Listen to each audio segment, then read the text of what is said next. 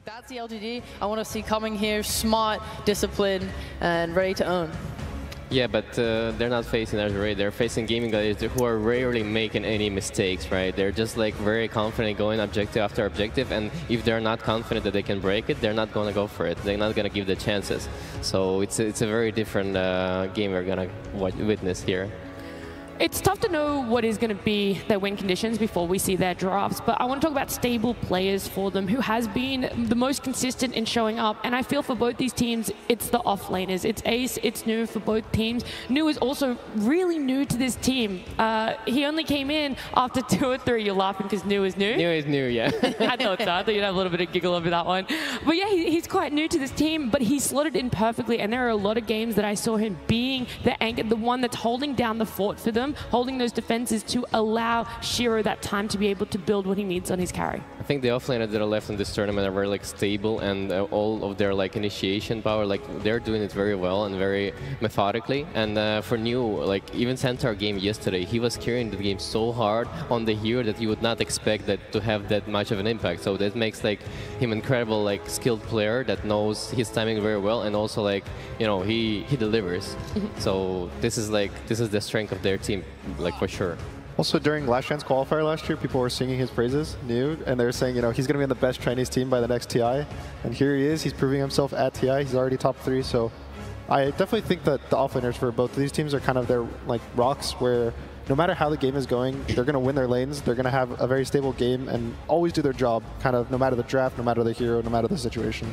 Yeah, I really want to highlight as well, it's not just the offlaner, it's who you're laning with. The Pos 4s, I think, Nu, prior to this team, he played on Vici Gaming, he played with FY. Now he's playing with Planet, who not as big of a name known, but I think Planet is easily one of the best Pos 4 players I've seen this year playing. This guy is phenomenal.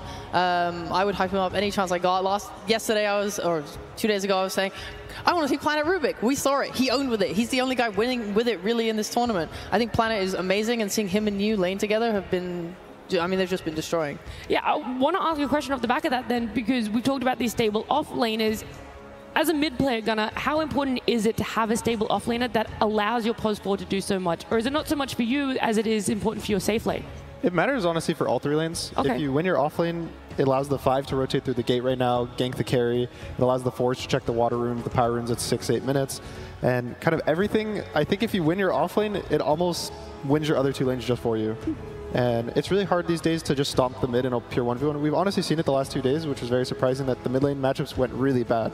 We saw the Dragon Knight versus Puck, we saw the Void versus Puck, so maybe it's just Puck, not the mid lane. But they've kind of had rough times where the game snowballed out of control, but I wouldn't expect that today. I think it's more so going to be mid lane stable, and whether side lanes kind of snowball one way or the other. Also considering how important the laning are right now, like if it's really important to have the synergy between position 3 and 4, like same as like a safe lane, and you almost like need to have like those 2 players to be like a friends, because like it was the same for me when I was playing with Zeiss. Like we had an incredible like you know, working together time, because like we understood each other very well. We were friends, and this is like what's important for these players as well, like to have that synergy and like, you know, talk about mistakes, like improve on laning and understand each other without even words sometimes. How would you compare Quinn and Nothing to Say in the mid lane? Whether it's hero pool, whether it's the importance their team places on them, how would you describe them or compare them, Gunnar? They're honestly pretty different mids. I think Quinn, when you think of him as more either a spirit or a counter pick. Like he played Huskar, and he plays the Necrophos, these like kind of annoying heroes that just, it feels really bad to play versus. And I would say Nothing to Say, outside of his Tinker, I think he's a lot more of, he just plays his good heroes. He's really confident playing just the same heroes all the time. He plays Ember, Pango. He plays a lot of Magnus for a really long time, which is kind of coming back in this tournament. So I think for Quinn, you're looking more for this guy to snowball the game for you and win the game for you, and Nothing to Say to just have a solid game plan. All right, we'll see if they're going to draft around that, if we're going to see any new picks for them, or what's going to be banned, as we do have our lower bracket grand final game 1. LGD Gaming versus Gaming Gladiators. Game 1. Ban Bristle is what the audience is saying. How much weight would you put into that one, Gunnar? For LGD, I think Bristle is one of gaming's best strategies, especially because it's Ace. You allow Ace to get a carry in the offlane.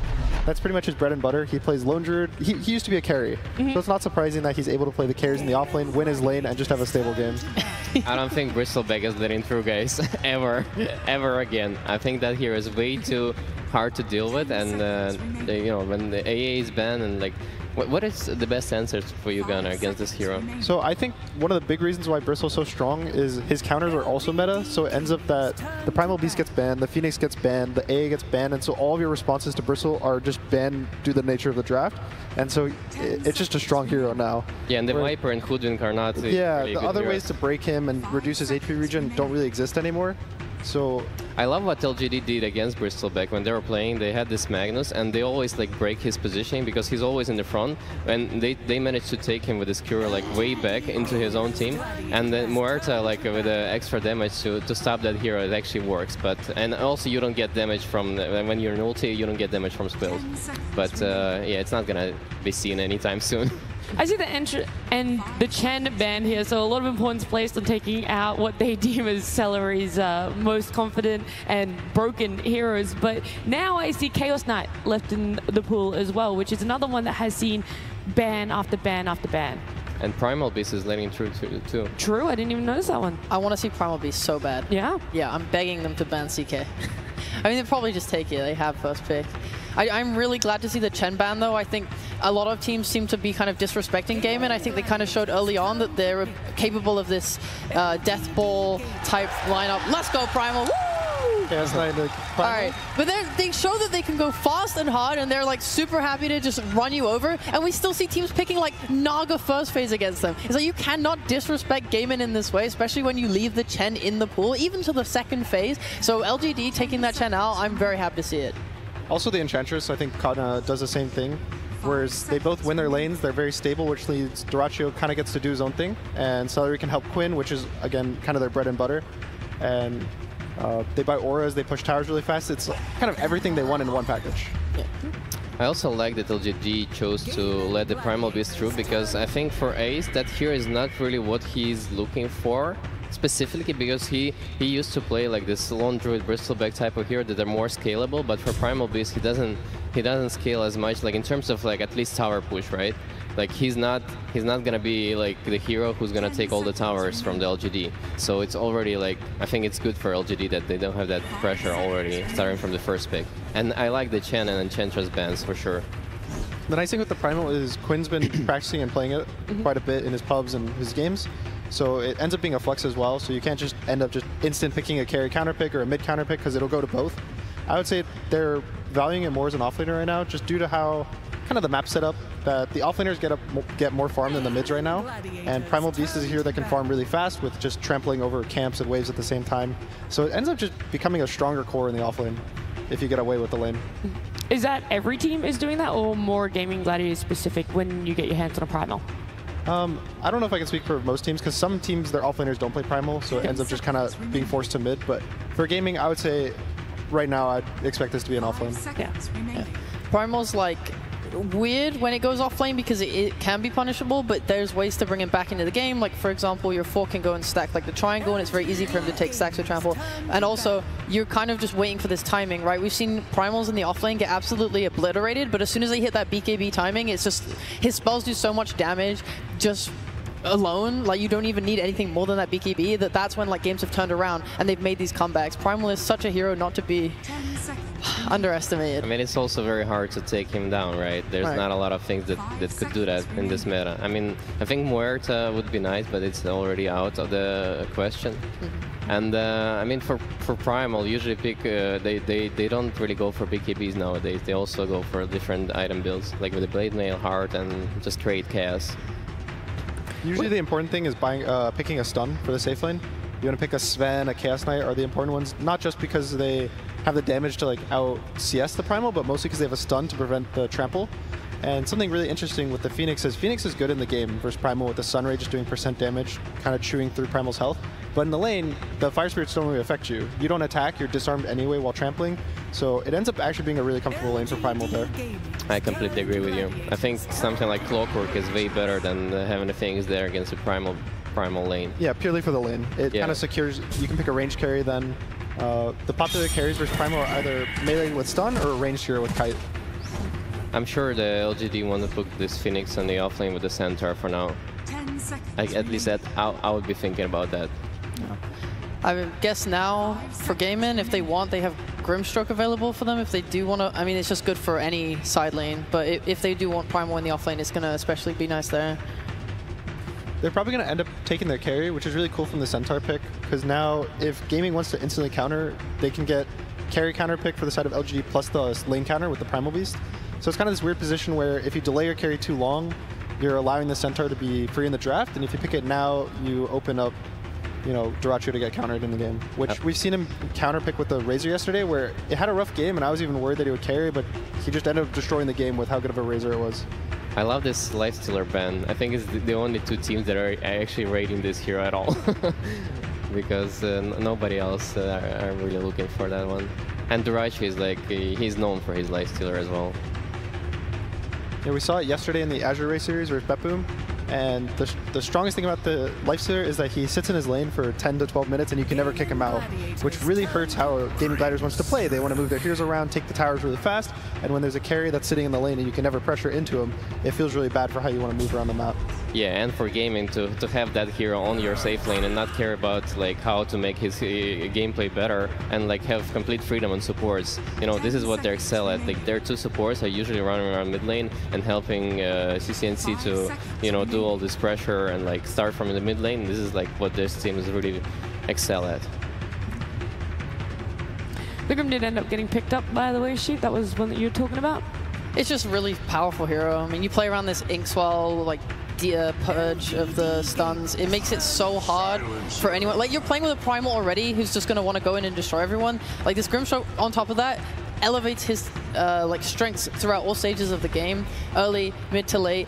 I think the hero is just to be given so freely to Gaming, I think was rough for LGD, and now they have a silencer on top of that to cover their team fight. I mean, looking at these three heroes, like I don't really like it for Gladiators that much, just purely because they're going away from their idea of like pressuring so much, and I think it benefits LGD because in that game, like the normal game where there's not a lot of pressure, I think this is like their best chance of like taking the series down. I also think, so the way the draft kind of plays out these days is the second phase is really hard to ban heroes, as they only get one ban for the side of LGD. So they end up picking the one hero that they think is the best, the Lifestealer, and they have to give up the Grim, they have to give up anything else. So pretty much the only bans you really get and feel confident about are the first phase, and they chose to take out pretty much Celery's heroes. They take out the Chen Ench, which I think are his top 2 right now in this tournament, and so now you see him force the silencer. Yeah, as you said, I don't really feel too confident with this, just because it's moving into, they're playing into LGD's book, I would say, and that is something that has not really gotten them to where they are right now in the tournament. And the Shadow Demon is such a great pickup to stopping this Primal Beast from doing anything in the mid game. Like the lane might be rough a little bit, but I mean, looking at their support, right, they don't have really a good way of stopping him. But in the mid game, like playing against Purge and the Shadow Demon as a Primal Beast is actually impossible. Yeah, it's also really good versus Grimstroke. You can purge the Inkswell anytime you see a hero. The Primal, surprisingly, it purges the charge, so you can't even charge out when you get purged. Yes, exactly. And the defensive purge is really nice for Silencer too. Maybe he can click it on the Phoenix early in the fight. The Phoenix will always get stuff off. And we see the cow. I mean, the cow is amazing here as well, because those two supports, they don't have really a good mechanic to stop him from charging. Neither it's Primal Beast, so they're gonna have to think about buying Yules on somebody to be able to stop his charges, but it's still like we've seen so many times the Spirit Breaker is just like going first in the net first, like even after losing his lane horribly, it doesn't matter. As soon as you buy like Midas and Nocturne, you're just pushing every wave, and then you have this mechanic of like coming back to the fights from anywhere else. And I think it's really important in this patch to have one of those heroes that can connect easily to the fight and like being on the other side of the map. So it's either like Spectre, Dawnbreaker, or Spirit Breaker. That's why those heroes are seen more. All right, so there's some really quick stuff. Quinn played versus Spirit Breaker mid because that's what this is. We see the Centaur, so we know that this will be Nothing to Say's hero. and it was versus 9 Pandas, Kiyotaka, and he absolutely destroyed the Spirit Breaker. And as we talked about earlier, Quinn's this type of player who you give him a counter pick like Necro versus a melee strength hero, and he's going to do some work in the game. I honestly was thinking that they might put the Primal mid, because that was the matchup he played versus 9 Pandas, whereas Primal versus Spirit Breaker, he solo killed the lane, the game ended in 20-something minutes. But they picked Necro, which is, if anything, is a stronger lane now versus Spirit Breaker, so I would be really confident now just for the fact that they have a hero to play around with Quinn. Yeah. Even like despite that, I kind of don't like the supports on LGD. I think that they're both not high on burst damage, they're pretty slow. I think it's much easier for Gaming to make moves. You talked about how they like to kind of crush early. I think now with this winning mid matchup, I think they can make much more plays, or they can even just kind of play it chill and wait for their timings on Primal or whoever, and just make sure that they're playing defensively where they use Global to cover any ganks that LGD try and make. Yeah, it seems like they don't really think about like going to the mid game and like how Necrophos might be bad against Porridge and like not, you know, like not being that tanky core.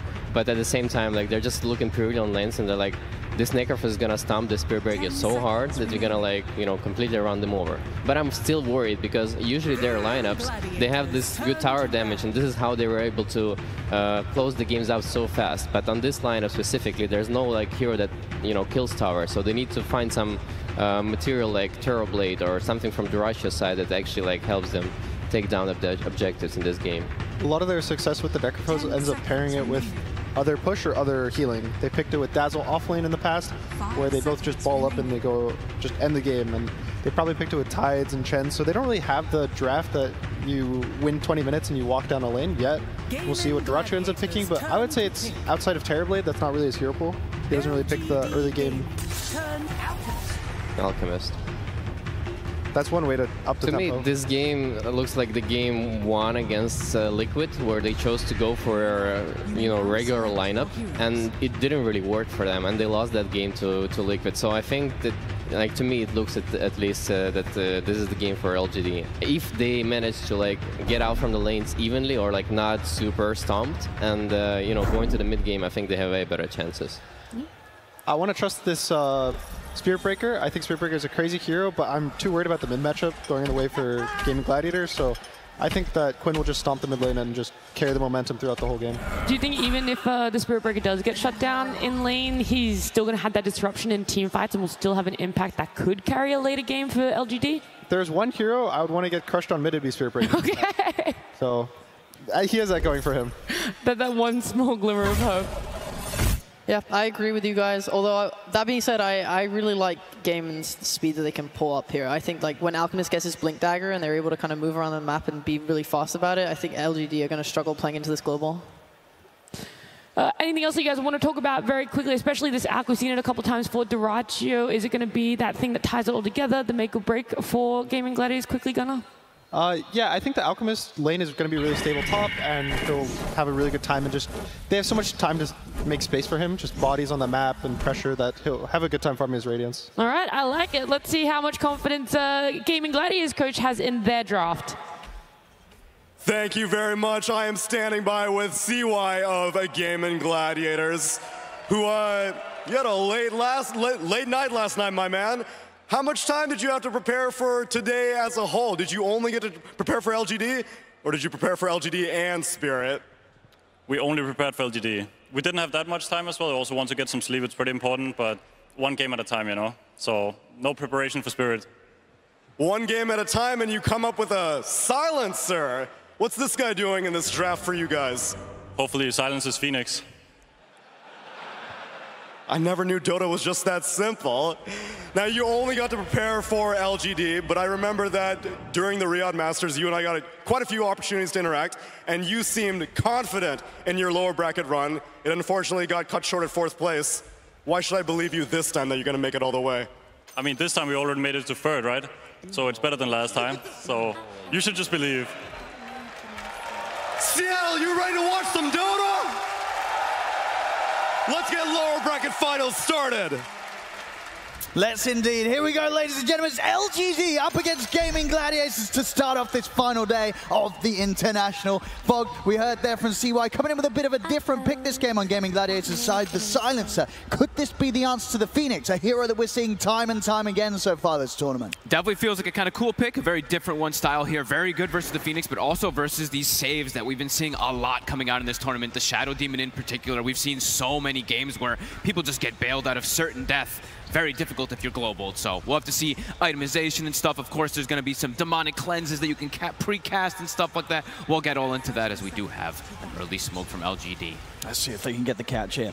Coming in with a wraparound, trying to enter into Gaming Gladiators' jungle, but Gaming Gladiators, they're hovering around that mid-tier 1 tower in a bit of a tough point of the map for LGD to strike. Very unlikely somebody gets caught out here. Gaming, yeah, very super prepared. Yeah. They know this sort of play is going to be coming out here. I'm looking forward to this one. This looks like it should be a pretty fight-heavy style draft. I'll say that though, Duraccio and Celery, they kind of step across. Gonna set up with a disruption, New.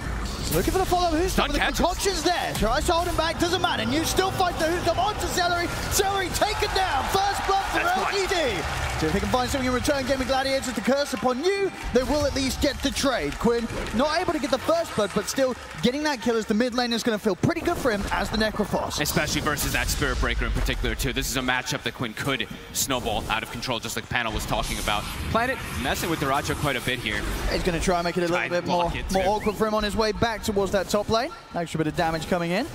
And he'll certainly have money to play with, as he was the one indeed to get that first blood for LGD. Planet not hesitating whatsoever. Instantly buys out pretty much everything. I think triple Mango's purchased up, so he's looking to be pretty aggressive up here. A pretty strong lane. I don't think that we've seen too much anymore. I know the Centaur a ton, but Centaur and Shadow Demon, an old classic. Very aggressive as well. A lot of damage. If these two start to get a bit of a level advantage, this Alchemist and Silencer could end up being very vulnerable against the huge amounts of burst that these two can come out within the laning stage. Gaming Gladiators, they've got to be careful up there. Yeah, absolutely. This is probably the lane where lots of chaos is going to be happening mid lane. I think we already kind of expect the Quinn should be able to take advantage of this one massively versus nothing to say. Bottom lane, this one could also be pretty kill heavy as well too, especially for the side of Gaming already. They're getting right in underneath the tower. Shiro in trouble. One more slap from Ace will get the job done. Shiro taken down. Ace will lose his life, but happily taking that trade. They're getting in and taking the carry out. This is going to be bloodthirsty in these side lanes. And overall as well, what did you sort of take away from the carry decisions from both teams? Because it was quite a quick pick with the Luna in response to the Alchemist coming out at the end from Gaming Gladiators. Do you feel this was what LGD were going for anyway, or do you think this was directly because of the Alch being picked? I think it probably could have been something they were looking for anyway because of the Necrophos. I know Shiro, he's one of the few players that I've seen that's actually still doing this like 3-1-1 build even in the early game. He's very aggressive, likes to be involved early on, so maybe it's that mixed magical physical damage they wanted just to be able to have versus the Necro as well too. And it fits for kind of this early style with the Shadow Demon that can look to brawl and fight often. So probably a couple mixtures of things that they did want with it. Also, it's going to be very good for this night vision, of course, too. Playing with the Spirit Breaker, playing with this Luna night vision can be pretty strong inside of these team fights. So far, looking at the last hit, that's the mid lane, as you say, as expected. The edge here for Quinn. But look at Ace's last hits right now, bottom. Does get that kill early on, of course, but he's only got 3 to his name versus Shiro at the moment. Getting to the point already where it's not easy for nothing to say to sort of approach this mid wave, as they will take huge amounts of damage and favorable trade going the way of it's Quinn Necrophos in this 1v1. Top lane, Duraccio. He's in a bit of trouble. He's got the concoction cooking up. Is he able to throw it out? He holds it for the deny. All right, that'll get the job done. He's out of the lane for a few seconds, but at least able to stop LGD from getting the kill against him. But he is really struggling on the last hit department. So far, New and Planet bringing it to him. I knew didn't win yesterday, but made some pretty amazing plays on his side. Look at this in the mid lane. It's getting pretty nasty. Quinn just sort of running nothing to say right back underneath the tier 2. He's just what do you do at this point in this 1v1? At the least, he can go back and he can just charge out and stuff, right? So he can make moves all over the match, but it's a matchup that he knows he's going to inevitably lose. But it is at least a hero that can make moves around and is probably one of the best recovery heroes in the game at the moment, so. For sure. And for Gaming Gladiators, they need Quinn to be having this sort of start in the mid because as we're seeing on the side lanes, it's not going quite as well for them. Yeah, they need somebody to be able to rally around, especially if the Alchemist is having this slow of a start for Duraccio. Nice attempt there from Planet, trying to catch the wave. Unable to.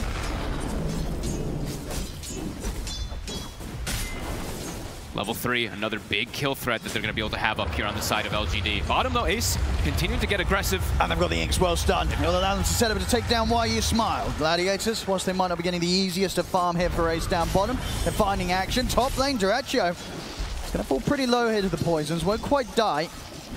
And both New and Planet also getting beaten down pretty low here by Celery. If he gets another one, could be a kill.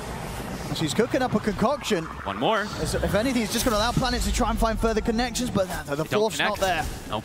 I'll turn towards Celery instead. New, he's stepping up. He's got a hoof stomp and a double edge. Celery, he could be in a lot of trouble here. New will go with the right clicks alone and take Celery down. Backs away. Make sure not to use the double edge to bring himself too low. Back up, coming in. Through. Nothing to say with the rotation. Charges forward on towards Dyrachyo. Dyrachyo, this time will not be able to deny himself. Planet gets the kill. I mean, these two, honestly, Planet and New yesterday were making magic happen again, putting a ton of pressure up here. The Silencer's trying to dissuade the pressure, of course, with those arcane curses, but they're just waiting, patient. And as you said there, they understand. Don't use the double edge. Exactly. Just go for the right clicks. Very, very calculated. New in particular really knowing his limits on this hero, playing aggressively despite his HP being incredibly low in these situations. And there you see right away, it's like, yeah, he's losing the mid lane on this Spirit Breaker, but I think Spirit Breaker, Primal Beast, probably two of the best heroes that can just easily make those rotations, gets a good connection. But yeah, Quinn, he definitely will be an issue that they're going to have to find some answers. And they do have answers. I was going to say, as game progresses, they've got the Demonic Purge. It's always going to be able to remove the Ghost Shard. They've got this massive amount of magic damage that comes from Phoenix and potentially from the Luna. As he's not going for the beam build just yet, but of course he'll have those points in later.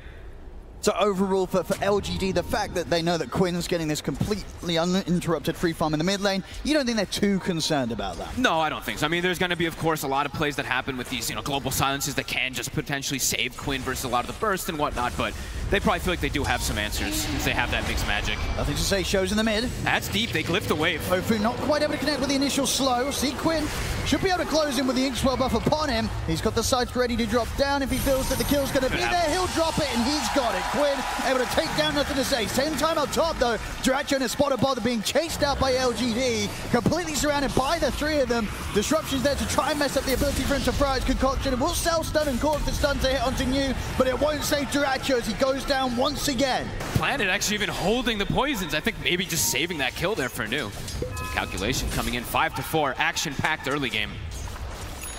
I mean, this top lane, he's sort of been knocked out of this top lane 3 times already, Dyrachyo. It's not getting any easier for him up here. He's got pretty much nothing right now. I mean, 2,400 gold, so he's similar as that Spirit Breaker, but level 3 only on the Alchemist so far. Now, and soon to be hitting, level 5 on New. Yep. Massive amounts of burst going to be coming in. They've got this decently sized creep wave pushing forward in towards them as well. So LGD in a very happy spot in this top lane in particular. Yeah, they're starting to leave Ace alone down bottom. Tofu's trying to rectify what's going on up top, trying to help out Dyrachyo. Yeah, they hit it with the scan though, LGD. So New, he'll be knowing to stay safe to close to the tower. He's unlikely to be caught out by this rotation. Nice attempt there by Y. Ace, maybe going to force a dive here. Ooh. He actually stops it as well, too. Very well played, but at the same time, YU Smile, he's down to the low ground with the Sunray. That was so quick, the Sunray, but can he get away? I don't know if he can. He's going to have a few spirits to throw down onto Ace. Lucent Beam as well, trying to hold Ace back. He's going to continue to run this down. Another spirit out, slowing down the attack speed. It's enough to actually allow YU Smile to get away. Meanwhile, back on the top side of the map, Dyrachyo got taken down once again. This time, Quinn turns up, wants to try and make LGD pay for it. They will get near in return, but they won't get nothing to say. Just another instance now where Dyrachyo, he is not having fun up here. He certainly isn't, but New does have to be a little cautious. The one thing about Centaur playing versus Silencer, don't want to die too much. Giving up that int can be a problem for the hero. Another connection. Quinn's in with the burst. It's another side kill here for Quinn. And this Necro, I think that's what Boots Travel finished up, so his movement around the map is going to get faster and faster. Now looking to pressure. I mean, he's going to get good damage onto this tower here. Good thing that Y's there to at least drag a little bit, but Quinn just starts chasing. He's in under the tower. Celery, he's getting dove here by the two of them. I don't think there'll be any TP backup for this poor old Silencer. He's coming in now, but Celery will still fall. Planet finishes off the kill. Question is if Gaming Gladiators can find something in return. Dyrachyo's able to step in, throw down the concoction. These are big kills for Gladiators to be picking up. Same time down bottom, Ace chased upon by nothing to say. And Shiro, the ultimate up in a second here for the Spirit Breaker, but he can't quite find the vision, nothing to say. So Ace, he'll walk out alive once more. A good attempt, but just a bit too tanky. You see that he actually did put at least 2 points in the Lucent Beam. Most of these players have been going for like the 1-1-3 build. Not able to get the kill, but a good attempt. Top 3 cores on the side of Gaming Gladiators. Even though Duracho is dying a lot up top, he's still doing pretty decent, all things considered. Especially with the fact that those kind of last few deaths on New on that top lane, definitely swinging things back in favor of Gaming Gladiators. And now can they hold on to this mid tower is the question. Planet surrounded. Another easy kill here for Quinn to get involved and now dominating on the Necrophos. And he knows immediately the Shadow Demon was getting those stacks up. We'll be able to take him away instantly. Aggressive posturing by Gaming Gladiators again. Playing around Quinn with this strong start. Yeah, they can play aggressively around him on this mid area of the map, and at the same time, if LGD look for any moves now in the side lanes with the boosted travel, Quinn, he's likely to be there every single time. So whilst LGD got away with those early kills, the difficulty, it stepped up massively. Making the moves for LGD, it's no longer easy. No, and nobody wants to go mid, right? They have Why You Smile here just trying to slow down the push, just throwing Fire Spirits on the wave, but the tower inevitably dropping very soon. Quinn, very active as smoke, moving toward top New. He shows himself. Yeah, Scythe's back up. He's ready to look for another stack. See if New's able to play as well. The looks of it, sort of avoided one another. New will be able to get around from this one. They'll hit him with the scam, but he's already back to the safety of his side of the map. So New nicely avoiding that move there. It's actually both scans. They used immediately both of them trying to find him, so he was able to sneak himself away from that at the least. Ace will be able to clean up some jungle. Is going down the Blade Mail route. Pretty good Blade Mail game versus this Luna versus the Phoenix, I think, across the board. And very early aggressive wards that we're seeing Gaming already placing down. So they're going to have good information. When you're playing versus something like Spirit Breaker, if he has such a hard lane, you know he doesn't want to return back mid. When they get these deep wards down, you're going to see these charges coming through. So they're going to have a lot of information to play off in these next few moments. I mean, what do LGD do for the next move? They're going to try and go on bottom, but the Global Silence comes out from Seven. Ace. He's ready to turn. Goes back in with the ultimate straight on towards Shiro. The sight's there. They've got the burst. Quinn turns up, takes him down. As at this point in the game, it feels just so incredibly difficult for LGD to make any sort of moves, but at the same time, they don't want to sit back and farm because on the other side of the map, there's an Alchemist picking things up. It's still a bold attempt to go for this Primal. He is very tanky, 1400 HP already. They are quite lacking in the damage early game. Under attack. Quick rotation. This tower gonna get pressured massively here. They will be able to hold on to their mid tower at the least and get some levels on the Phoenix, but damage being done here from Gaming Gladiators early on. They're opening it up for Duracho to get good timing. So even though he's got 4 deaths, he's about to have his Sacred Relic already done. It really seems like it didn't matter. Catching up massively. LGD, where do they go next? Difficult for a Luna as well too. If you do start struggling in this game, the heroes that you have to run you down. There's a Primal Beast, there's this Necro who's going to be immensely tanky, and a Radiance that's going to come out soon. LGD need to start getting something going in their favor. They'll get the top tier 1, but TPs are coming in from Gaming Gladiators. So if they're able to catch anything, Quinn not quite able to get in reach of New with the Inkswell. As LGD, they'll get the objective and they won't lose anything for it. Hey, look where Nothing to Say is being forced to try to find farm. He's just on the outskirts trying to get anything. It looks like it was scouted out, though. I mean, they were pinging it. Yeah, Celery, he seems to know something's up. And that's sort of one way to get back in the game as a mid-Spirit Breaker. It's just not easy. Looking for kills, looking for action. It's not LGD's strong point right now against the tools that Gaming Gladiators have managed to amass. No, and overall, too, he's playing into the Primal Beast, which is a hero that just doesn't even care about status or just if he gets the grab onto the Shiro again. In trouble. He's got the Lucer Beam just in time to hold Ace back, and he's able to get out of the range of the Inkswell. So by now, onto the 2 supports. Gaming Gladiators, they continue to move forward. They've got the burst, they've dropped the side, not quite enough damage to burst them. The egg is down. Good spot. Baseball pops the egg. They can't quite take it out. Quintessentially, they try to hit it, but they can't stop the Supernova. It's a turnaround from LGD. They've taken out Tofu. They've taken out Celery. They'll bring Quinn low. Duracho. Can LGD get more out of this? Both Ace and Quinn incredibly low at the side of the fight. Duracho on the retreat. Nothing to say. Charges it over towards Quinn. Who's stopped from you? Double edge as well. They've got the burst. They take down a 4th. LGD strike back hard. Beautiful connection. What an egg. Right in the middle of everybody. Gaming try to go for a very early aggressive play here. The Reaper doesn't do much damage at all. Oh, they needed that. They needed that big time. An amazing fight there for LGD. Nice big wombo combo team fight abilities connecting perfectly there. We'll see the move again. You know, Gaming Gladiators, they walk right into this. I mean, it looked like a solid start going for Shiro, but between the Stampede, the hold back of the Lucent Beam, avoiding that initial attempt from Ace, they feel good at it. They get the Soul Bind. It's an early sight, but it's one that you feel tempted to go for because they link together, but it's just a bit too soon. The burst isn't there, and at this point, I think you got the Fire Spirits out as well. The Hoostomps are new. They just didn't allow Gaming Gladiators any chance to take down this egg. I honestly, like, pretty beautiful spell casting coming out across the board. Planet even with that little disruption, buying time so that they both don't get grabbed from the Primal Beast. They're going to try and go again at Gaming Gladiators. This time, they might find Shiro. They're in on top of him. Soulbind's back up. The grab's there. Shiro won't survive this time round. Gaming Gladiators, not to be deterred after that, the way that their last fight went. They went straight back here. This time, they get the job done. No hesitation. They know that they are pretty cooldown reliant to be able to turn those fights early game since they do have that little bit of a lead. They do have Global as well, too. That last fight, Celery didn't have it, so hanging on to it for the next upcoming fights. A little bit to clean up these Ancients. Radiance, it is finished. Seeing if Y is going to commit for this here. He has the Shard queued up very early on this Phoenix. I was expecting to maybe see that Midas queued up, but we'll have to see which route he wants to be able to go on this Phoenix.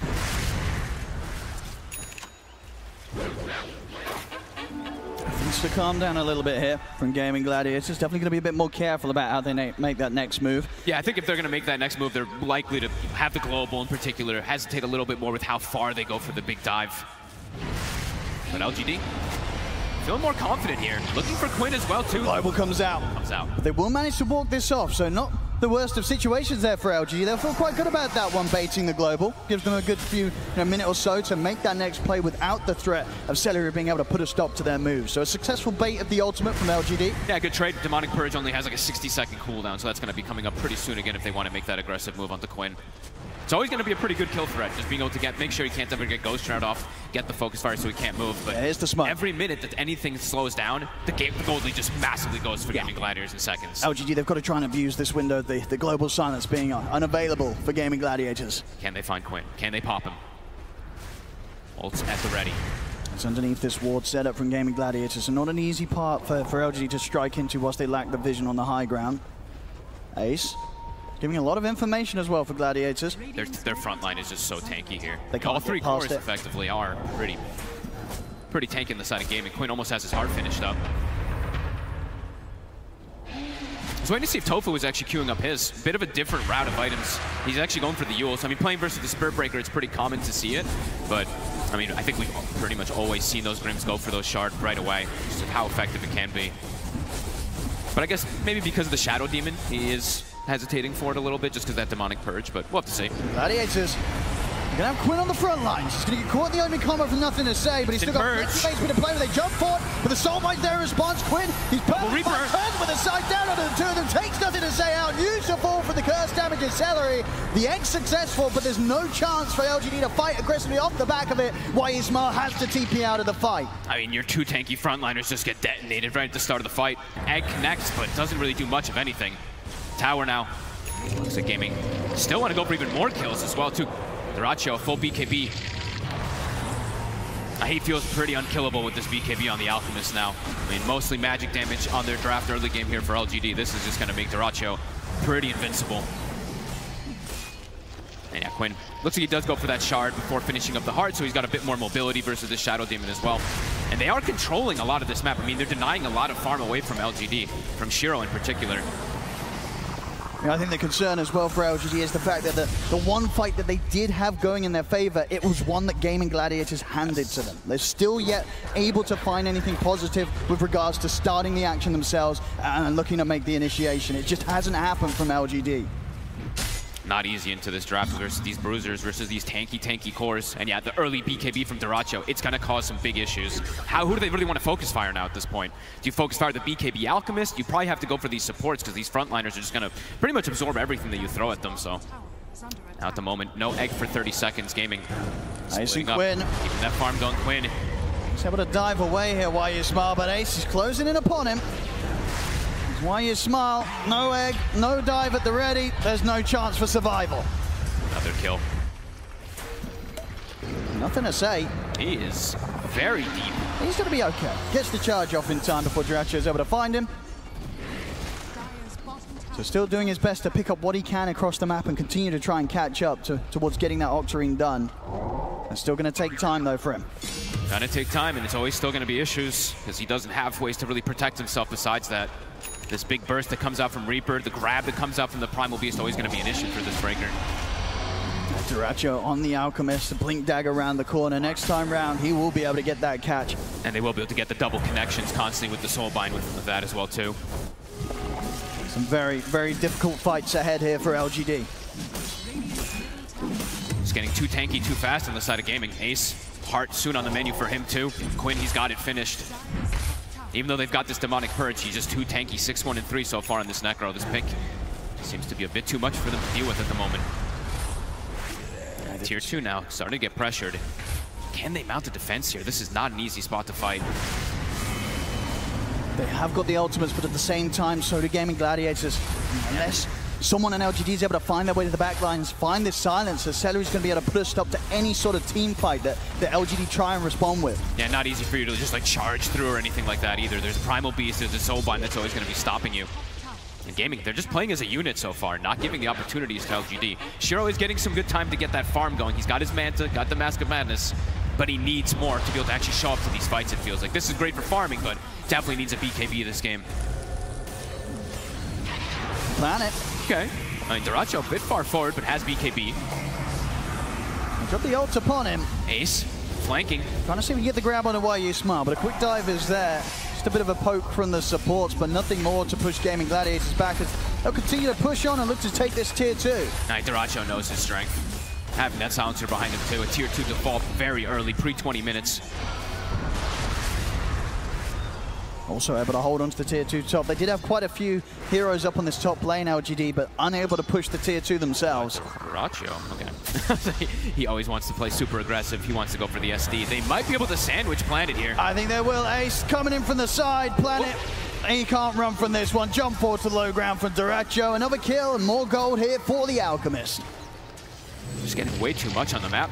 Quinn shows himself top. They have a ward on top of him, but there's just no way for them to punish it. They do have... Okay, the center's kind of in the area, but yeah, they can't go for it.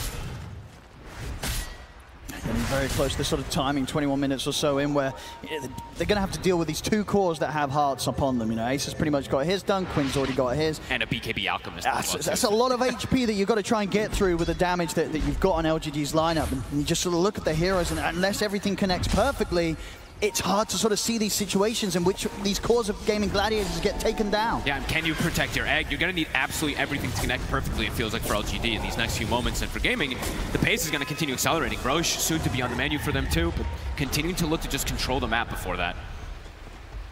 Full Hyperstone now on Duracho. Octarine done now, at least, for nothing to say. So at that higher frequency of weaving in and out of the fights with these charges. Keep that farm going, but it still feels like they need more and more time, which just still doesn't feel if it's really benefiting them. The Gaming, it's just been consistently like 6 to 8k gold lead, even though they're playing versus this Midas. I just sweeping the map, taking these towers down, and LGD, they will not be showing up to defend them. Oh, they have this deep ward already placed down too. Y has to be careful. If he gets any closer to this high ground, I mean, even as he is, he can't still even going to get close. caught. Duracho just jumps in under the tier 2. Now they know that ward is there, but they get a free kill out of it, and potentially even going to get to pressure 2 lanes off of this here with Duracho on one and Quinn on the other. How does LGD slow this down? I mean, they're going to continue to try to get this charge, of course, to clear these waves, but they need more time for Shiro to feel ready to fight. Yeah, now BKB at the least a necessity, but still a couple of thousand gold away from that. And the necessity, of course, it'll help protect him, but his damage is definitely starting to feel, I mean, it's still fun to feel pretty lackluster even with that BKB. They need everything to connect perfectly. They need this egg. The Sunray, it feels like, is going to be probably their highest damage potential.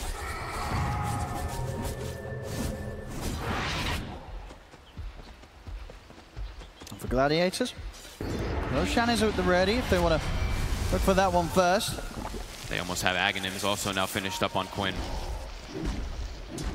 And with those early boots of travel that he was able to get to, it's always this way to answer something like the Spirit Breaker, right? He goes to one lane, clears it out, and then he can go join his team constantly while they're on the hunt for this SB. But nothing to stay. Is doing a good job, at least, of keeping these waves quite cleared out. And he's only died the 3 times, so he's getting some pretty decent recovery.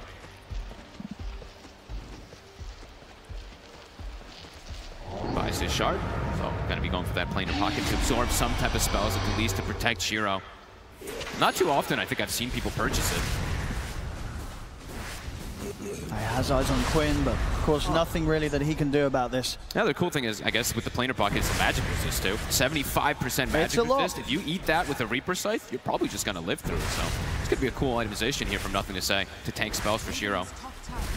Potentially trying to cut some of the creep waves coming in on this top lane, but Gaming Gladiators, they've already got one right up to tier 2. And Darachi, I mean, he has AC done. He's just brute forcing these towers. The map shrinking more and more. Shiro with the illusions, trying to at least hold back the waves in the mid lane. BKB is finished. Definitely feels like moments away from Gaming Gladiators, maybe trying their luck at a high ground push. As I say though, Roshan is there, so probably going to wait for likely that they'll go for the pickup on that one. Yeah, it's going to shift up top in about 40 seconds, so imagine they're going to set up around there. That very much feels like that they're in a position where they don't really need to take too many risks right now. Gaming Gladiators, a pretty comfortable hold on the game. Ooh. He gets the catch, Tofu! In with the Inks, well, they don't even have to use the Reaper Scythe early. They'll drop it now, still won't get the kill with it, but they get the kill after. Oh, that was sick by Tofu. What a quick blink into insta-popping that Inkswell. 20 seconds till that Roche starts shifting. They're already positioned around the top lane. Gaming's just kind of cruising. Playing the map, it feels like wherever they want. Even though LGD is getting the farm, they are completely avoiding anywhere that Gaming Gladiators does go. Yeah, LGD, I mean, in terms of items, we'll see sort of what pickups they are able to get in place before this kind of Roshan pickup into high ground push that's very likely to be coming in from Gaming Gladiators does occur. With the BKB, it's there. He's got the money for the shard if he wants to pick that up. Anything to sort of provide him some defensive capabilities. Trying to get that small crit online as well, Shiro, just to have some sort of damage against this inevitable push that Gaming Gladiators is going to come charging at them with. And that feels like it's going to be the big issue is will they have enough damage to go through Ace, the Heart, Primal Beast, the Alchemist who's incredibly tanky, and this Necrophos. And now an Aegis as well too, which they cannot contest up here. The levels as well too on the supports. I mean, that's something I'm always going to be looking at for the Phoenix. It does feel like he's going to be one of the most important ones for the side of LGD. Still not level 12. So with this pace of this game, he's not able to find the connection or get those extra levels from fights. That's this Roche, it's gone. Should be able to finish the tier 1 mid. Get an extra bit of a cash bonus here for the team. Any little bit they can get, they need. LGD have to be very careful with their position. Outside of the base right now. They are in a spot that Gaming Gladiators are starting to close in upon. The high ground surely going to be the best place for LGD to try and make their stand here against Gaming Gladiators. Gaming even wants to go for that high ground too. We'll have to wait how long they want to push the issue forward here. Shiro does find an illusion rune, probably one of the better ones that he can get in this type of style game where things have slowed down massively. Cutting some waves, does get that top wave cut out there. So this is the final wave that Gaming has if they do want to go threaten that high ground. Level 18 has been hit on Duraccio. See if he does threaten a little bit here. He wants to. He knows it's so hard for LGD to punish any sort of jump that he wants to go for on this push. Yeah, he can just start getting the poke. Quinn gonna start throwing those heals out as well too. This tower's dropping, there's no glyph. 13 seconds. They've got to do something there, LGD, otherwise they're going to be losing a rack. That was perfect timing, really, for Gaming to take advantage of that glyph still being down. So clear out the illusions. And the rack's is gone. They kept the range, they're onto the melee. LGD, what's the plan? Fire Spirits for now seem to be enough to stop the push here from Gaming Gladiators. They've got the lanes cut, so Luna does get both of those, so no more creep wave up in the top lane, so we'll buy them some time. A nice move from Shiro. Nothing to say, considering a charge, but doesn't want to start a fight just yet into this Aegis. Nice play from Shiro. Yeah, little illusion micro. Definitely making a big deal there. Level 18 now, and he does have that small crit finish. So now maybe this is that indicator for LGD. This could be the call where they feel like they're going to start having some damage to look for the fight. BKB also finished on new, so he can actually get into those fights and not have to worry about just getting instantly globaled and get nothing off. That's a double damage as well on the top side of the river. Would be quite the pickup if LGD are able to catch wind of that one. Gaming, they're going to continue the siege. Now BKB on Quinn. He's also ready to go fully in on the push. Duracho onto the barracks. LGD, they may just have to let this set go by the looks of it. They don't try anything on the defensive on this one, so a full set of racks will be taken down by Gladiators. Yeah, still too afraid. Still 2.5 minutes left with this Aegis to potentially push for more. They are going to have to head back and deal with the state of the rest of the creep waves as they have been. As they consistently pushed in. Shiro really pulling off the work here to keep this game alive. Charge through. Oh my goodness. Very deep positioning here. Playing around his vision, though, does have that ward on the high ground. And nothing to say, should be fine. Now Gladiators, they'll send Duracho down bottom to deal with a creep wave on that lane. The rest of the team ready to start pushing back out the mid. I mean, they're doing kind of this cool maneuvers, though, where it's, yeah, the objectives are being taken from gaming, but look at the gold. You know, it's starting to get a little bit better there for LGD with the way that you're just playing the full farm game around the map rather than contesting the push. And maybe feeling strong enough to set up for something themselves there, LGD. Smoke up with Shiro, feeling that they're now at a point where they can try for looking for a team fight. Duracho on the front lines, though. The DD still in the top lane. I mean, ideally, who are you finding here? Do you want something like the quick squishy heroes? You want to get on the silencer first, take him out? You know, what would be the ideal catch for LGD? You probably at least want to know where the silencer is, and someone has to stop the global to come out. But we'll see who they want to jump first. They've got eyes on the two of them. Ace gets the charge. There's interrupts at the initial attempt from you. The global silence comes out. The supernova's there, but Gaming Gladiators just they can fight this out. You keep to the distance. Ace will get caught by the initial stun, but he's so tanky. Got the grab on both. Turn. The Soulbite there, the grab as well. Duracho picks up the double. Shiro. He's got the BKB in the Eclipse. Ace, he's somehow still alive. Finally, he'll fall. There's nothing to say. Takes him out with the ultimate. Oh my! You see Shiro able to BKB TP out. So LGD at least able to cut their losses there, and they do find a kill in return in that fight. Nothing to say. Only just able to catch Ace underneath the tower. So something to be found, but still not quite what LGD were hoping for. I mean, look how much they have to commit just to kill Ace, and he actually had the BKB coming out on the courier, so it's good that they got the jump right there. Otherwise, he absolutely just lives. And now down the mid they go. Duracho still has 30 seconds with this Aegis. Quinn backing him up.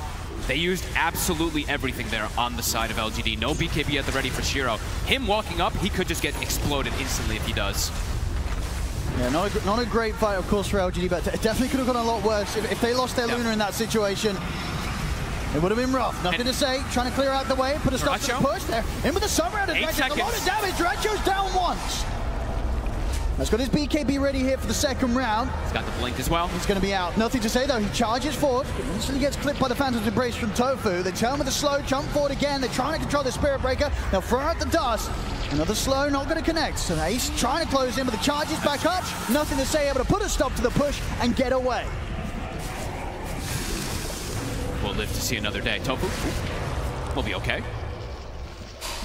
They're looking to keep going. How long on this egg? 20 seconds. Full butterfly now for Shiro. I mean, Shiro, he's silently, slowly, he's doing it. You know, the farm is there. Can they keep him alive? BKB is back up. Can they protect him? Push just continued to commence. Glyph still cooldown for about 4 minutes. Who goes in first for LGD? It's got to be New. And look at Duracho the whole time he's been doing this, turning that Radiance off consistently when he's going for the... And he's in. Duracho's in. The BKB's off just in time though for Shiro. Still to get clipped by the Soulbind. He tries to turn in with the Eclipse. Ace is falling low. Shiro focused on the one and able to take down Ace. Delete it. Duracho to back up. They're running away with the BKB, but the physical damage is coming in. Duracho finally able to keep to his distance. Quinn gets back in on the midst of it. He's in the middle of everybody. He's able to finish off Shiro. Quinn taking down the Luna. Shiro out with no buyback available. He's spent up for the butterfly. See LGD with the disruption, but they're not going to be able to find anything more. I mean, it looks to be a solid defense from LGD, but the fact that Quinn, he knew that he could get straight back in there, finish off the Luna. It's a big kill to be found, because if Shiro survives through that, LGD, they definitely be looking to make a play within this next minute. With Shiro going down there because of that play from Quinn, LGD, they'll have to hold back once more. Look how much damage Shiro was able to do. I mean, Ace popped BKB and just literally died in seconds. I think he had even had like the Vindicator's Axe bonus armor. He literally died so fast trying to get the double grab. But Quinn, that was a really cool call to make. Like, you see Duracho drops to what? I think it was like 100 HP or something like that. Quinn just jumps into 4 or 5 heroes and ends up just getting away because of it. Yeah, these players really knowing their limits. We sort of saw it yesterday, right, with Yatora and his morph, you know, waveforming into these crazy situations. This game is Quinn just going right into the midst of pretty much, 4 heroes to take down that crucial kill. and keep this game for now held in Gaming Gladiators' favor. Definitely seeing, though, that Shiro, if they don't give him the respect, he is going to be doing a lot of damage now at this point with this butterfly. Keeping this game alive here, LGD. He's consistently just been sitting in that 6K gold lead. And high ground, it's always going to be the best place for them to get this defense. It's always going to allow YU Smile to have kind of like perfect positioning with his Egg and Sunray. They're looking to actually make an aggressive move themselves. They're feeling confident perhaps after that last fight. It was very close to them just wiping, you know, pretty much everybody there on the side of gaming. So don't blame them if they feel quite a bit more confident now. Might see a smoke from Gaming Gladiators themselves as well. Yeah, Celery's about ready to pop it. Okay, smoke on smoke. Maybe reading the movements. I mean, Roche is soon going to be coming up. New pickup as well for Nothing to Say. Has his Lincoln, so not easy as it before to sort of set up from any of these single target disruptions or plays from Gaming Gladiators. Roche hits a long spawn. Ace, smoke dispelled. Both teams aware of one another. Taracho looks like he's potentially setting up for something here. They see up around this top rune. He's actually going to go for Nothing to Say. Bulldoze and Lincolns will eat it. Be okay.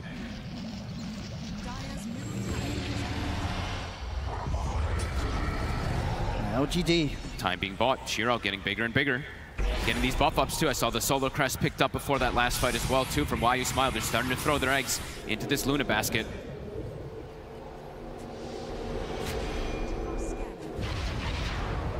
And Roche 1.5. LGD getting more and more time. I think they'll want to try and contest this Roshan though. Yes, they certainly feel a whole lot stronger right now, LGD.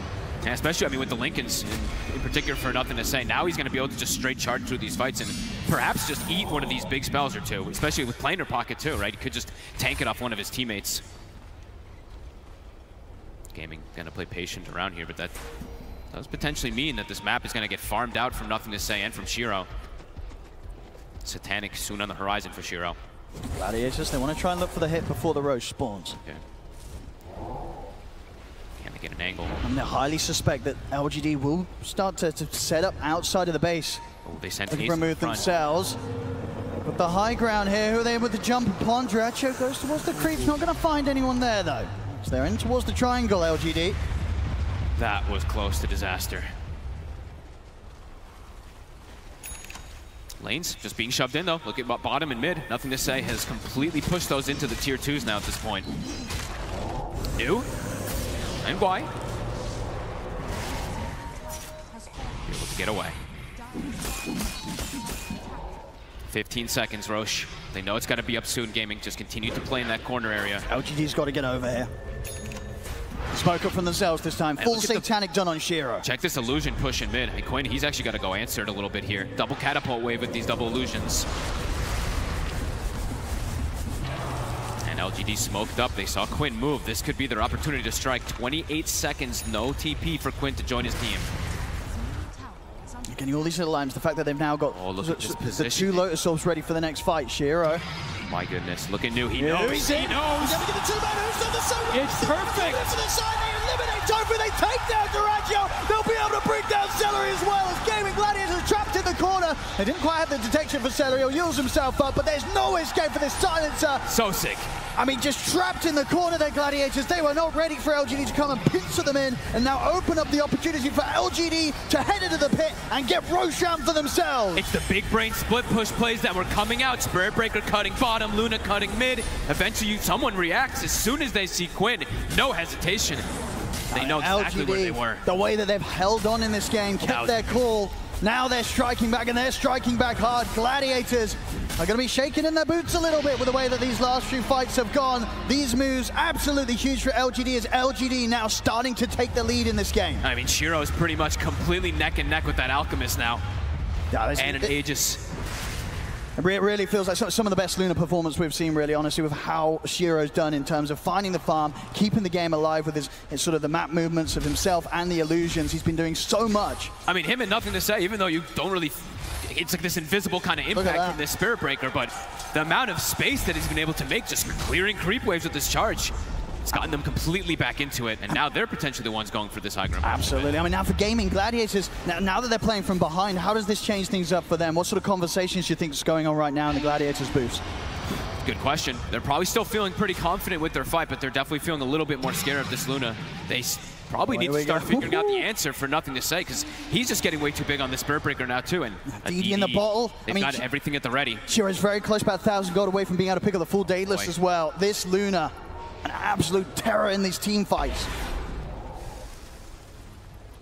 I mean, Why Smile is also queuing up for the big play. He's going for that refresher, feeling they do not have an answer for the egg. If they don't get the global off, he's got to get these eggs off every single time.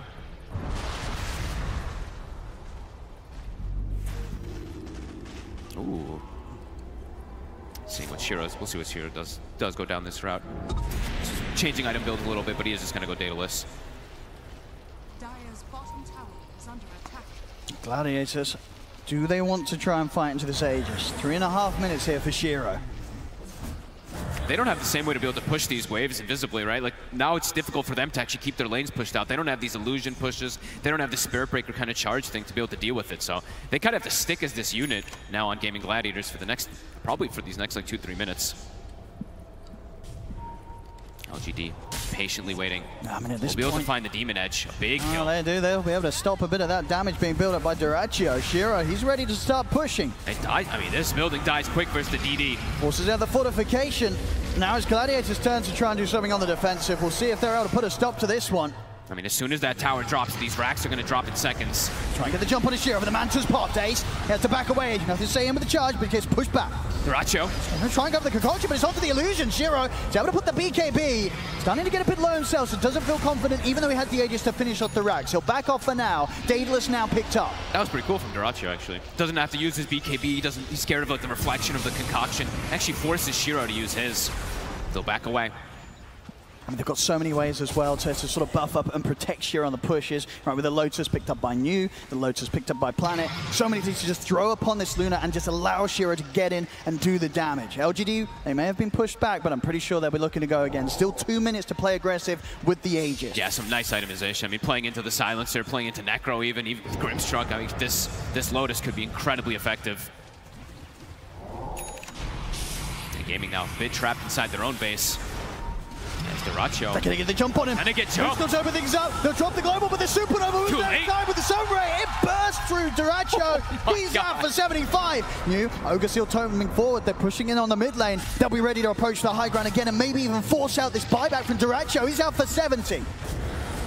Quinn. Now Quinn also. Thanks to Lucent Beam. Charging for nothing to say. Knocks it back as well. The Odour chips for the Eclipse, but the BKB's out. Quinn backs away. The turn of the Soulbind. Jump forward. Duraccio tries to go for the Abyssal Blade stun, but it's onto the Lotus Soul. Stuns himself. Ace in the midst of the middle of the sides coming. They get the Reaper. It takes nothing to say down. There's a Shiro's in trouble. He's getting completely trampled upon by Ace.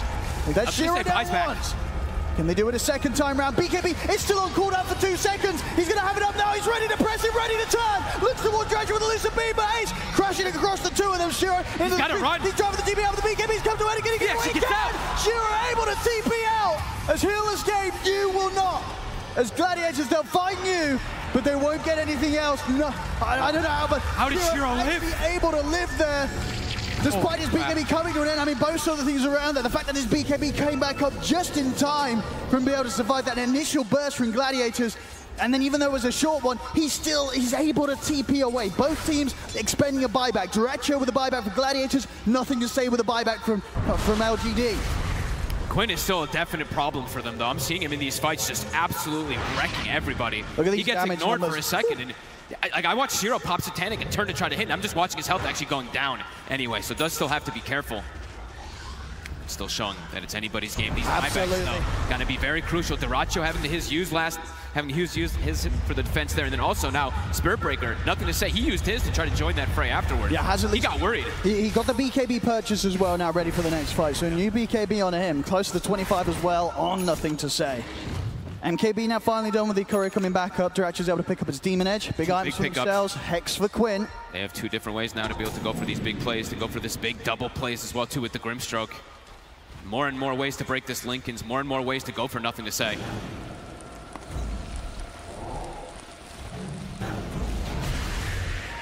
Tofa with his Aghanim's, of course, finished up. Well, now, another element that LGD does have to answer. This Luna illusion is going to be terrifying. Oh, it is.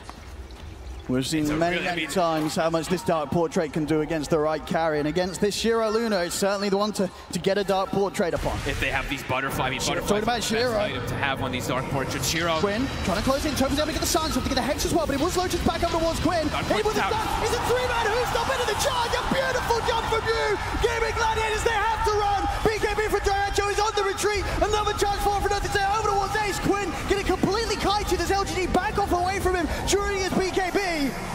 Can they re-go? Again. Catches there. Who's up into the charge? Do they have the damage to threaten Quinn? The buyback's going to be coming out from Toby. Shiro. Turn back over. They've got the Hex in on the Shiro. Shiro needs help. He's gone. Disruption. Pushes up to the side, but he's still going to be kept. The Great One, they're finishing him off. Shiro out of the game. The Total want nothing to say. He has no buyback. He cannot afford to get caught, and he won't. Charges over towards the mid lane. This is back up.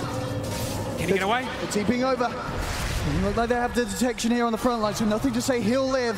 A big escape from him. If he goes down, he's down for 2 minutes. I mean, massive stun from New, but still the issue is Quinn. He's zoning 4 heroes away while protecting his allies. And they find the big one. They take Shiro out. Buyback is available for him. We'll see how much they're able to take here, Gaming Gladiators, before the buybacks come out from LGD. As Daihatsu in on the mid lane. Tier 3s are gone. Onto the backs. There's the buyback from Shiro. Gaming Gladiators, they respect it immediately. They got out big there on the side of Gaming, forcing these buybacks. Roche, 50 seconds till coming back up. How do they kill Quinn? Actually, like, he's really just zoning 4 or 5 heroes away constantly. Even though his Alchemist is getting burst in a lot of these situations, Quinn, he is a standing. He's around 9-1-6 so far in this Necro. Sort of offensive-wise in terms of the items, we're seeing LGD just feeling that they have to lean towards the defensive. You know, Shiro is queuing up himself a Lincoln Sphere for the next item. Just really doesn't want to get caught or suffer the threat of being just jumped upon by this instant Hex catch from Quinn. Hey, Lotuses and Lincolns definitely are the dream versus these single target abilities, but I don't know. I'm seeing him switching a lot. Okay, now he's got the Rapier up. I saw him do this before. Let's hope we get that one. Maybe he feels like he does need it, just be able to bring down this Necro. Because their overall damage, it's not fast enough to kill him, it seems like. He's getting this regen just to build up constantly. And yeah, just the overall damage he does in these team fights. Neck and neck still, 6K lead back up for Gaming. A lot of buybacks, of course, to use. The most important thing here, LGD used quite a bit there. They did, the big one. Shiro and nothing to say. Bit of time for theirs. Of course, over on the side of Game Gladiators, Daihatsu is still on the 3-minute cooldown himself. Absolutely. 2 minutes or so until we see Roshan back in the game. Ninja Gear picked up for Daihatsu. Level 25 also has been attained. Could make the difference as well. Those last few jumps of Daihatsu, they have been kind of caught out by the Lotus Orb. They're able to get out. This time, maybe making the jump from the Ninja Gear smoke up could allow him to get in with that opening Abyssal Blade before LGD can react. This could also be a big difference maker in the fights. Why now has the Refresher. I mean, we're seeing some fantastic eggs and sunrays come out from him. He can now have that double, of course, and he's level 18. So there's that big one. His mana pool is quite lackluster, though. I think he's lost a bit of it. He's at 699 mana, so pretty much has to just Refresher an egg. Has to be a little bit careful about that secondary. This could be, I mean, Gaming Gladiators is ready for this one. That's smart. LGD, they smoked up New. Charge coming in. Trying to get some information, nothing to say, get some vision here for maybe New to follow up with a potential Hoostomp. The illusions, they're pressuring in on the mid lane as well. Gaming Gladiators, they might have to do something about this. It's going to be a fair bit of damage done potentially with these creep waves pushing in. I don't think they want to go back, though. Last time the Quinn went back, I mean, these illusions, and his barracks are taking quite the hit in the mid lane. Likely to fall. I mean, these illusions. Yeah, they have to put the fortification at least there. I mean, Quinn is walking back. Okay, so he's trying to save his TP to be able to join his team, but the racks, at least the range racks, might just fall down. They'll finish it off. Roche, 30 seconds. Yeah, that's sort of the slightly longer respawn, so definitely working in favor of Gaming Gladiators, allowing them time to get back and hold the base and maybe get back over towards the pit if they do want to try and contest LGD in this position. Do they have I don't think they have a smoke left on the side of Gaming, though. They have a couple Ninja Gears, but I don't see a smoke on them to make it their way back up there. They're going to go as a unit. I mean, do you think you have to still try and force this fight, or do you... Now, what's the call here from Gladiators? This could be a difficult fight to take. They probably still want to fight because they feel maybe like they have like some of this number advantage with Quinn having this buyback. Got to make the call quick, though, because this Roche dies in it's going to be going down quickly. There's the smoke delivered out. Gaming Gladiators, they'll start to head towards the pit, but they've got to do it fast. Look at the positioning from nothing to say. They'll be able to break the smoke. He's in on the high ground. It's going to be hard for Gladiators to get past him. Shiro and you getting the space to finish off. Ace. Nothing to say. They're able to get the grab. They turn straight away. The side comes down and doesn't say he's able to put the BKB, jump forward from Ace, nothing to say, he's able to live for now. He kicks out. He's onto the egg with a chemical range, he's able to He take solo it. kills it. Takes the supernova out, turns over to 1-2, put the BKB. Big stun. Zero, in with the tag, gets the Aegis on the Luna. Duracho tries to stand his ground against him, but he's caught by the disruption. They're on to the Luna. The Luna's out the once, and he's not got a lot of buyback. This second life hit for Shiro could be a rough one. So if he's able to get out of this one, Gaming Gladiators. He's alone. He's picked up the rapier. He's not able to get it out. He tries to put the refresher, but he's gone. He's out, and he just sped up. His buyback, of course, still on cooldown. He's out of the game for 2 minutes. A huge window now for Gaming Gladiators to try and end this one. They had the bodies. Duracho solo killed the egg. He just full commits onto it. No Shiro here. That's got to be it. I mean, they can just push the two most important heroes are gone. Nothing to say. We'll be back in 20 seconds. Okay. 20 seconds and buyback will be there for the Spirit Breaker, but no Luna for the defense. They at least have one of the extra eggs still up with that buyback from the Phoenix, since he did just die on the first go. I mean, Gaming just throw bodies in at Quinn. I mean, can they hold? It's not easy without Shiro. He's all the damage. They're going for the Megas. They're playing it safe here, just in case. Nothing to say. The buyback available. It will be a 4v5 at the least here for the defense. The rack's gone. Buildings dropping. Spirit Breaker buyback, but still 60 seconds. No Shiro. LGD. Nothing to say. Trying to start off the defense. Jump off from you. In with the Husto straight away on towards Duracho. Duracho stepping away. He's able to put the BKB. Off for nothing to say. Bashing it on towards Ace. They're bringing Ace down low. The Supernova pops successfully. The building, the objectives, they're being taken. The base exposed. They've got to do something crazy here, LGD, if they want to hold. Duracho being careful. 10 seconds for Chemical Rage. He's letting Quinn just hit the throne. They're doing it safely. They're doing it carefully here, Gaming Gladiators. Another charge forward for nothing to say. Trying his best to tank the spells. Loads are thrown out upon him. Reflexively, Abyssal Blade from Duracho. Celery trying to hit onto the Ancient himself. 20 seconds. They've got the fortification. LGD doing their best, holding out for a Shiro here, but he may not respawn today as he's dead for 15 more seconds. Duracho's They're looking to focusing close it onto the Ancient. 10 seconds until the Luna's up. Nothing to say. Trying to put a stop to it all. New. He's in with the Who stop. He's got the two of them. He gets the jump. The burst is over, but Duracho, he's dead. They killed him. It doesn't matter. But they got it. Ace finishes off the Ancient. Wow. GG is called. Gaming Gladiators will take this game 1. What a team fight up top. I mean, beautiful stuff from Gaming Gladiators, just having the confidence to just walk in there and take out. Nothing to say. I mean, throwing everything onto him. He feels so tanky. He's got bulldoze. He's got all this capabilities to try to protect himself, but they still burst him through it, and somehow Duracho solo kills the egg when it means everything.